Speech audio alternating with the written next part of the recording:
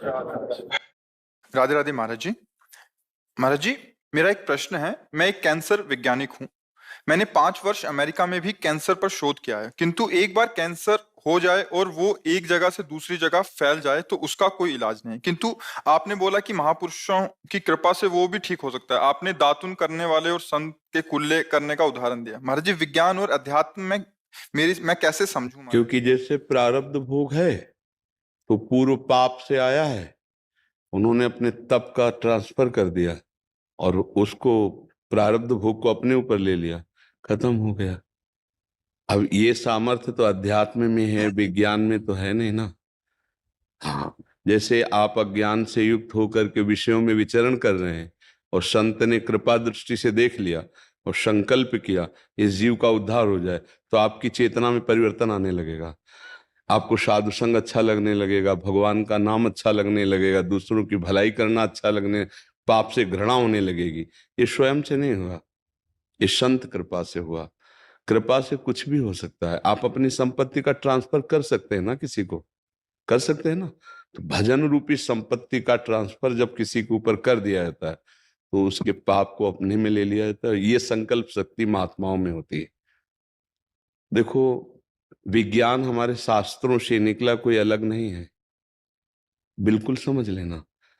जो जिन मिसाइलों को, जैसे हमारे आग्नेयास्त्र, तो उन्हीं से बनाया गया है।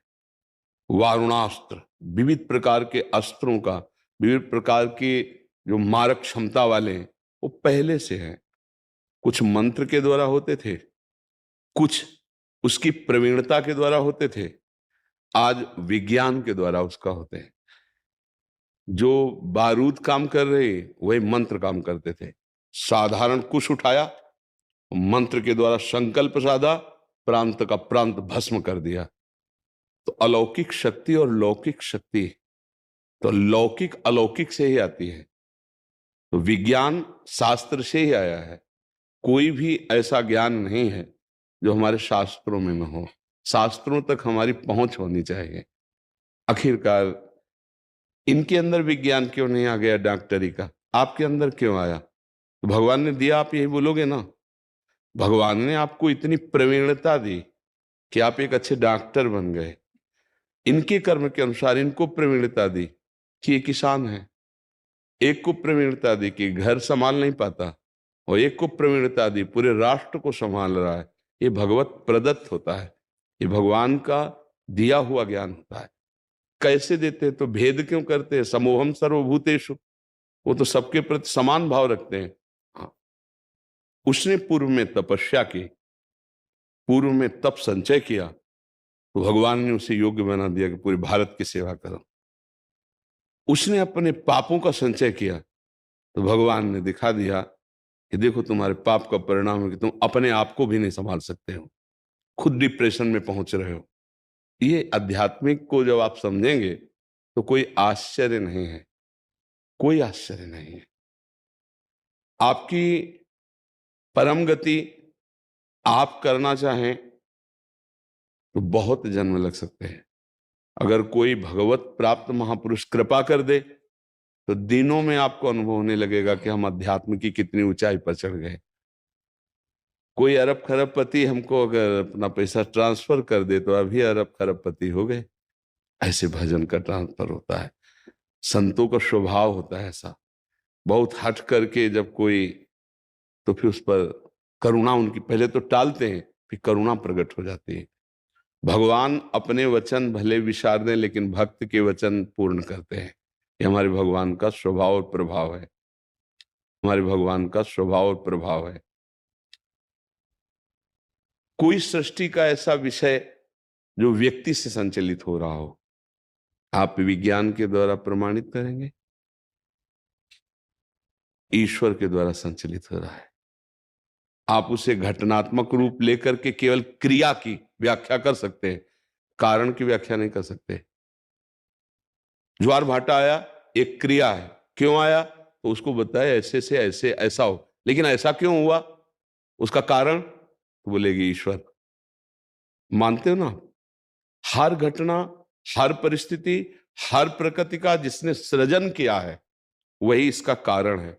अगर थोड़ी भी श्रद्धा रखा जाए तो स्पष्ट समझ में आएगा कि अगर कारण तत्व चाहे तो सारे अपराध क्षमा कर सकता है और अभी निष्पाप कर सकता है। वो कह रहे हम सर्व पापेभ्यो मोक्षयिष्यामि मा शुचः। कई बार उदाहरण दिया, बार बार उदाहरण देने से समझ में आ जाए इसलिए कहते हैं। मुकदमा में हम हार गए, हमें फांसी की सजा हुई, लेकिन एक गुंजाइश है, राष्ट्रपति क्षमा कर सकते। अब इसमें चमत्कार क्या है? वो राष्ट्रपति है, उसका अधिकार है। ऐसे ही डायरेक्ट राष्ट्रपति से अगर हमारा संबंध नहीं बन पा रहा है तो राष्ट्रपति का कोई प्रियजन हो जो मेरी बात उन तक पहुंचा दे, उनकी बात मेरी तक, वो संत जन है। अखिल कोटि ब्रह्मांडों के अधिपति भगवान है। आपकी प्रार्थना में और संत की प्रार्थना में अंतर हो सकता है, तो जब दोनों मिलकर प्रार्थना करें तो चमत्कार प्रकट हो जाएगा। भगवान का अवतार भी प्रार्थना से ही होता है, तो दुर्लभ नहीं है। विज्ञान एक क्रिया को देखती है, अध्यात्म क्रिया और कारण दोनों को देखता है। अंतर इतना है, विज्ञान एक क्रियात्मक वस्तु। आप चंद्रलोक चले गए, लेकिन चंद्रलोक की रचना किसने की? आपको पावर किसने दिया? आपको साहस किसने दिया?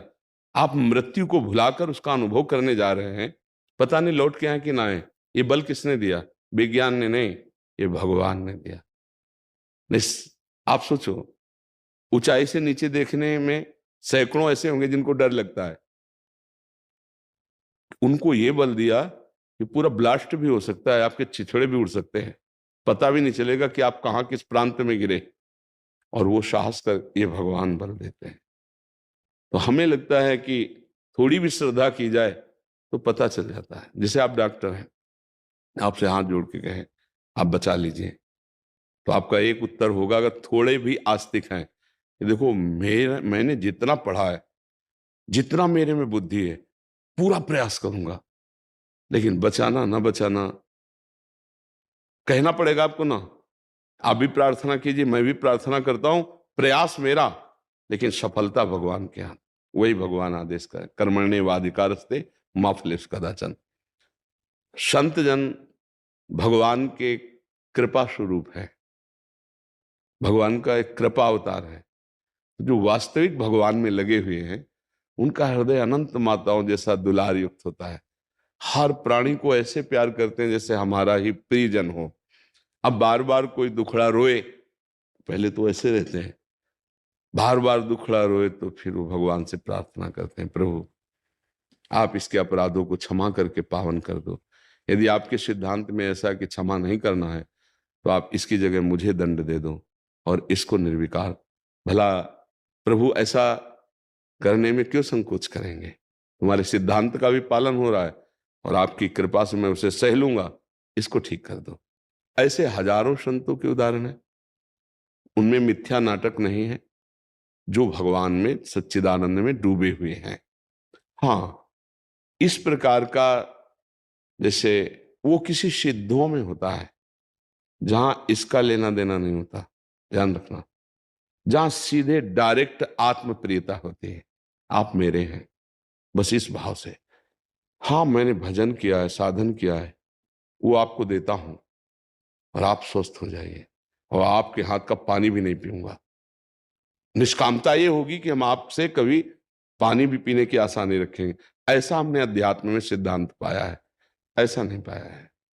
तो ऐसे सिद्धांत का आदर सदा होता रहा है और होता ही रहेगा, होता ही रहेगा। जैसे बहुत से भाई लोग आते हैं, कहते हैं हमारा जीवन परिवर्तित हो रहा है। हमने कब आपको कहा?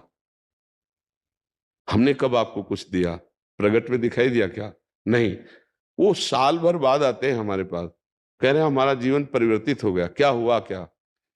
अगर आपसे हमारी सकामता हो तो ये बात नहीं हो जाए।